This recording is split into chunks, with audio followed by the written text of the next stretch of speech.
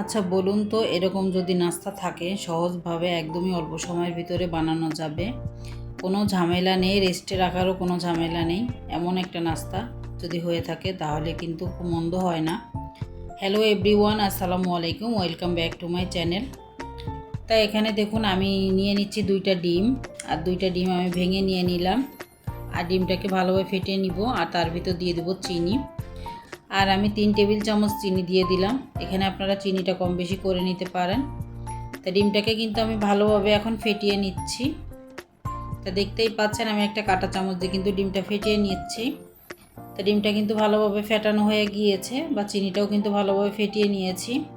তো দেখুন এখন কিন্তু এখানে স্বাদ মতো একটু লবণ দিয়ে দিলাম, আর দিয়ে দিলাম একটু দারচিনির গুঁড়া। আর দারচিনির গুঁড়া যদি না দিতে চান তাহলে কিন্তু এখানে গোলমরিচের গুঁড়াটাও দিতে পারেন, কিন্তু দারচিনির গুঁড়া দিলে কিন্তু খেতে খুবই সুন্দর একটা নাইস ফ্লেভার আসে।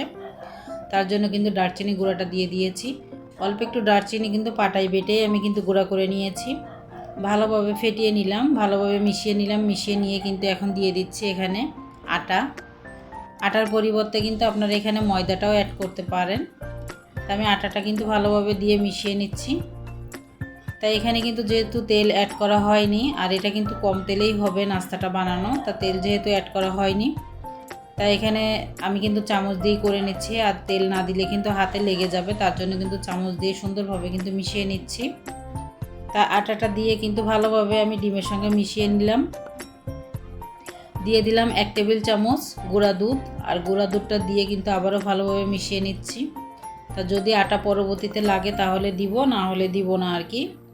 তা যেহেতু আমার ডিম 2টা একটু বড় ছিল, তার জন্য কিন্তু একটু আটাটা একটু বেশি লাগছে। আর ডিম যদি ছোট হয় তাহলে কিন্তু আটা লাগবে না।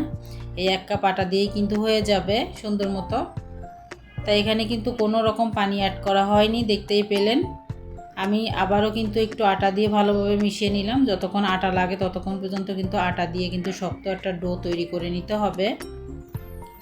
তাই এখানে দেখুন আমি চামচ দিয়ে কিন্তু সুন্দরভাবে কিন্তু একটা ডো তৈরি করে নিলাম। আর এখন কিন্তু সামান্য একটু তেল দিয়ে দিব। সামান্য একটু তেল দিয়েই কিন্তু আমি আটাটাকে মেখে নিব, আর না হলে কিন্তু হাতে লেগে থাকবে, ভালোভাবে কিন্তু একটা ডো তৈরি হবে না। তার জন্য কিন্তু অল্প করে একটু তেল দিয়ে দিলাম, 1 চা চামচের মতো। 1 চা চামচ তেল দিয়ে কিন্তু আমি ভালোভাবে একটা ডো তৈরি করে নিব। এখানে আমি চামচটাকে ভালোভাবে ক্লিন করে নিলাম। তো ভালোভাবে এখন আমি হাত দিয়ে মেখে নিচ্ছি। আর তেলটা দিলে কিন্তু হাত দিয়ে সুন্দরভাবে মাখা হবে। আর তেল যদি না দেওয়া হয় তাহলে কিন্তু তেলের পরিবর্তে আপনারা বাটার বা ঘিটাও অ্যাড করতে পারেন। তা আমি বাটার বা ঘি সেটা অ্যাড করলাম না, এখানে আমি তেলটাই অ্যাড করলাম। তো দেখতেই পাচ্ছেন খুব সুন্দর একটা সফট একটা ডো তৈরি করে নিলাম। তা ভালোভাবে কিন্তু মেখে নিতে হবে, আর আটাটা যত ভালো মাখা হবে ততই কিন্তু নাস্তাটা খুব সুন্দর হবে। তা যাই হোক, দেখুন কত সুন্দরভাবে কিন্তু মেখে নিয়েছি। যদি আপনারা রেস্টে রাখতে চান তাহলে কিন্তু নাস্তাটা আরও বেশি ভালো হবে, ফুলবে। তা আমি নাস্তাটা যেহেতু বলেছি রেস্টে রাখবো না, তার জন্য কিন্তু আমি সঙ্গে সঙ্গে আমি বানিয়ে নিচ্ছি। রেস্টে রেখে দিতে পারেন আপনাদের হাতে যদি সময় থাকে। তা আমি রেস্টে না রেখে কিন্তু এখন আমি সঙ্গে সঙ্গে বানিয়ে নিচ্ছি। এই যে দেখতে পাচ্ছেন আমি 2টা করে নিলাম লেচি, একটা লেচি নিয়ে নিচ্ছি। তাই একটা পিঁড়ির ভিতরে আমি অল্প একটু আটার গুঁড়া নিয়ে নিলাম, শুকনো আটা আর কি, নিয়ে আমি ভালোভাবে কিন্তু লেচিতে লাগিয়ে নিচ্ছি। আর লাগিয়ে নিয়ে কিন্তু আমি একটু চ্যাপটা করে নিলাম যাতে বেলতে সুবিধা হয়, তার জন্য। তো একটু হাত দিয়ে চ্যাপটা করে নিলাম। আর গুঁড়াটা আমি 2 সাইডে খুব সুন্দরভাবে লাগিয়ে নিয়েছি। এখন কিন্তু আমি হালকা হাতে বেলে নিচ্ছি, দেখতেই পাচ্ছেন। চাপাচাপি করার কোনো দরকার নেই, হালকা হাতে বেলে নিলেই কিন্তু হবে খুব সুন্দরভাবে। তাই যে দেখতেই পাচ্ছেন আমি কিন্তু একদমই কিন্তু হালকা হাতে বেলে নিচ্ছি, এভাবে হালকা হাতেই বেলে নিতে হবে।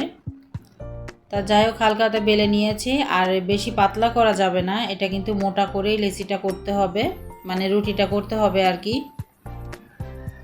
তা আমি খুব সুন্দরভাবে কিন্তু বানিয়ে নিলাম। আর রুটিটা কতটুকু মোটা করেছি আপনাদের মাঝে কিন্তু দেখিয়ে দিব। তা দেখতেই পাচ্ছেন যে কতটুকু মোটা হয়েছে, বেশ ভালোই কিন্তু মোটা হয়েছে। আর এরকম একটু মোটা করে নিব। তো একটা গ্লাস নিয়ে নিয়েছি আমি, স্টিলের গ্লাস। আর স্টিলের গ্লাসে একটু তেল লাগিয়ে নিব, যাতে যখন আমি কাটবো নাস্তাটা তখন যেন লেগে না থাকে গ্লাসের ভিতরে, তার জন্য। তা তেলটা একটু লাগিয়ে নিলে কিন্তু খুব সুন্দরভাবে কাটা হবে। তা যাই হোক, এখানে দেখুন আমি সুন্দরভাবে কিন্তু কেটে নিচ্ছি। একটা রুটিতে কিন্তু আমার 4টা হয়েছে নাস্তা। আপনারা কিন্তু ছোট বড় করে নিতে পারেন। আর গ্লাস যদি হাতের কাছে না থাকে, বাটি বা যে কোনো বয়ামের মুখা দিয়ে কিন্তু আপনারা এটা সুন্দরভাবে কিন্তু কেটে নিতে পারবেন। তা আমি সুন্দরভাবে কেটে নিলাম। আর সাইড থেকে যেটা বের হয়েছে সেটা কিন্তু আমি পরবর্তীতে আবারও বানিয়ে নিব। তা দেখতেই পাচ্ছেন সবগুলো কিন্তু খুব সুন্দরভাবে হয়েছে আর সবগুলো কিন্তু একই সাইজের হয়েছে। তাই এভাবে কিন্তু আমি সবগুলো বানিয়ে নিব। তাই এখানে আমি একটা প্লেটে এগুলো উঠিয়ে নিচ্ছি। আর সবগুলো কিন্তু এভাবে একটা প্লেটে উঠিয়ে নিব। উঠিয়ে নিয়ে কিন্তু একটু ফাঁকা করে রেখে দিব, না হলে কিন্তু একটার সঙ্গে একটা লেগে যাবে। আর একটা লেচি যেটা ছিল সেটাও কিন্তু আমি নিয়েছি, নিয়ে কিন্তু সেটাও আমি এভাবে বানিয়ে নেব সেমভাবে। আর এই পর্যায়ে যদি আপনারা কেউ লাইক না দিয়ে থাকেন অবশ্যই মনে করে একটা লাইক দিয়ে দিবেন। আমার ভিডিওর কোনো অংশ যদি ভালো লেগে থাকে চাইলে আমার চ্যানেলটা সাবস্ক্রাইব করে পাশে থেকে যেতে পারেন। আমি ব্লগ বাই সাথী ঢাকা থেকে বলছি। এরকম মজার মজার সুন্দর নাস্তা রেসিপি পেতে অবশ্যই আমার চ্যানেলটা ভিজিট করতে পারেন, ভালো লাগবে। সুন্দর সুন্দর নাস্তা আছে, তেল ছাড়া নাস্তাও আছে বা তেল দিয়েও বানানো নাস্তাও আছে, দেখতে পারেন যদি ভালো লাগে আর কি। আমি পরবর্তীতে সেই লেচি দিয়ে কিন্তু 3টা বানিয়ে নিয়েছি, এটা একটু আরেকটু মোটা করেছি। তা এখানে কিন্তু আমার বানানো হয়ে গিয়েছে আর অফ ক্যামেরায় কিন্তু সবগুলো বানিয়ে নিয়েছি, দেখতেই পাচ্ছেন। আর সবগুলো কিন্তু একটু ফাঁকা করে রেখেছি। আর একটা প্যানের ভিতরে একটু তেল দিয়ে দিলাম, অল্প করে তেল দিয়েছি, আমার তেলটা একটু বেশি হয়ে গিয়েছে। যাই হোক, এখানে যেহেতু পড়ে গিয়েছে আমি আর উঠিয়ে রাখলাম না। তা এখানে তেলটা আর একটু অল্প করেও দিতে পারেন। আর তেলটা দিয়ে কিন্তু হালকা একটু গরম করে নিয়ে কিন্তু আমি দিয়ে দিয়েছি। অতিরিক্ত কিন্তু তেলটা গরম করা যাবে না, তাহলে কিন্তু নাস্তাটা পুড়ে যাবে। তো এখানে কিন্তু আমি দিয়ে একটু ফাঁকা করে দিলাম যেন একটার সঙ্গে একটা লেগে না যায়। তা আমি কিছুটা দিয়েছি আর কিছুটা কিন্তু রয়ে গিয়েছে। এখন কিন্তু একটু ঘুরিয়ে ফিরিয়ে দিব, দিয়ে একটু ভেজে নিব উল্টিয়ে পাল্টিয়ে দিয়ে। একটু ফাঁকা করে দিলাম যাতে কোনোটার সঙ্গে কোনোটা লেগে না যায়।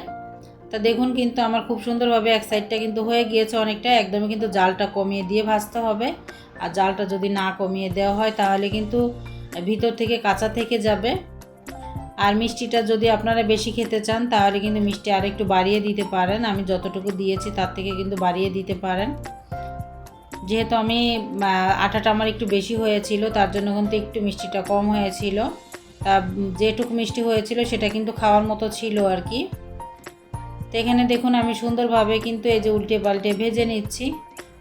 তা আমার যে সাইডে একটু জালটা বেশি লেগেছে সেই সাইডে কিন্তু কালারটা একটু বেশি চলে এসেছে। আর রেস্টে রাখলে কিন্তু যে ফুলে যেত, আর এই মাঝখানে যে গর্ত হয়ে গিয়েছে, মাঝখানে একটু ভালোভাবে ভাজা হয়নি, সেটা কিন্তু হতো না।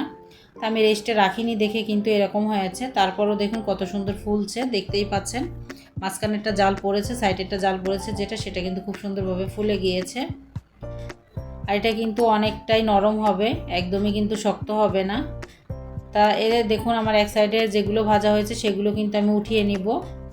তা আরও যেগুলো পাশেরগুলো আছে সেগুলো উল্টিয়ে দিলাম। উল্টিয়ে দিয়ে কিন্তু আমি হালকা জালে কিন্তু ভেজে নিব, বেশি জাল দিয়ে ভাজলে পুড়ে যাবে। আবারও বলছি, একদমই কম জালে ভেজে নিতে হবে। তা আমার সাইডেরগুলো কিন্তু আমি উঠিয়ে নিব।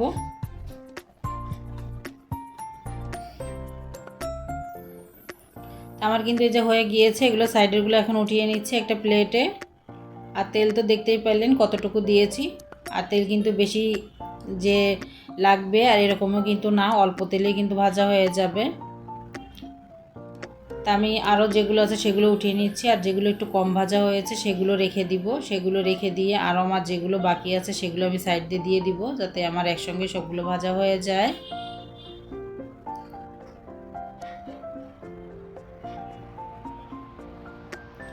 তা আমার আরও যেগুলো আছে সেগুলো কিন্তু আমি একটা একটা করে দিয়ে দিচ্ছি, সাইডে দিয়ে দিব, তাহলে সেগুলো তাড়াতাড়ি ভাজা হয়ে যাবে।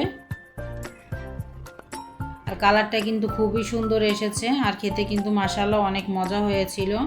অবশ্যই আপনারা বাসায় ট্রাই করবেন, আর এভাবে কিন্তু আপনারা সহজ সহজ নাস্তা বানিয়ে নিতে পারেন। বাচ্চাদেরকে দিলে কিন্তু বাচ্চারা অনেক মজা করে খাবে, টিফিনেও কিন্তু খুব মজা করে খেয়ে নেবে। টিফিনের বাটি কিন্তু অবশ্যই খালি আসবে এরকম যদি নাস্তা দিয়ে থাকেন। এটা কিন্তু সঙ্গে সঙ্গে অল্প সময়ের ভিতরে বানিয়ে নেওয়া যায়, মাত্র 2টো উপকরণ দিয়ে কিন্তু এতটা সহজভাবে নাস্তাটা বানিয়ে নেওয়া যাচ্ছে। চিনিটা একদমই অপশনাল, চিনিটা না দিলেও কোনো সমস্যা নেই। যদি চিনিটা বাদ দিতে চান তাহলে কিন্তু দিতে পারেন। আর চিনিটা কিন্তু আমার ভালো লেগেছে তার জন্য দিয়েছি, যে আমার বাচ্চারা একটু মিষ্টি খেতে পছন্দ করে তার জন্য কিন্তু চিনিটা দিয়েছিলাম। তা ডিম আর আটা দিয়ে কিন্তু এই নাস্তাটা আপনারা একদমই কিন্তু সহজভাবে বানিয়ে নিতে পারবেন। তো মাশাআল্লাহ দেখুন সবগুলো নাস্তাই কিন্তু আমার ভাজা হয়ে গিয়েছে, এখন আপনাদের মাঝে পরিবেশন করলাম। আর দেখুন চাপ দিলে কিন্তু ঢুকে যাচ্ছে, আবারও কিন্তু ছেড়ে আবার সঙ্গে সঙ্গে উপরে উঠে আসছে। এতটা সফট আর এতটা লবণীয় হয়েছে। আর খেতে তো দুর্দান্ত হয়েছিল, চাপ দেওয়ার সঙ্গে সঙ্গে কিন্তু ভেঙে যাচ্ছে, দেখতেই পাচ্ছেন। আর কতটা সুন্দর হয়েছে দেখুন, মাশাআল্লাহ খেতে অনেক মজা হয়েছিল। আর এরকম নাস্তা রেসিপি পেতে অবশ্যই আমার চ্যানেলটা ভিজিট করতে পারেন, আবারও বলছি। আর আজকের মতো বিদায় নিচ্ছি, আল্লাহ হাফেজ, আসসালামু আলাইকুম। সবাই ভালো থাকবেন, সুস্থ থাকবেন।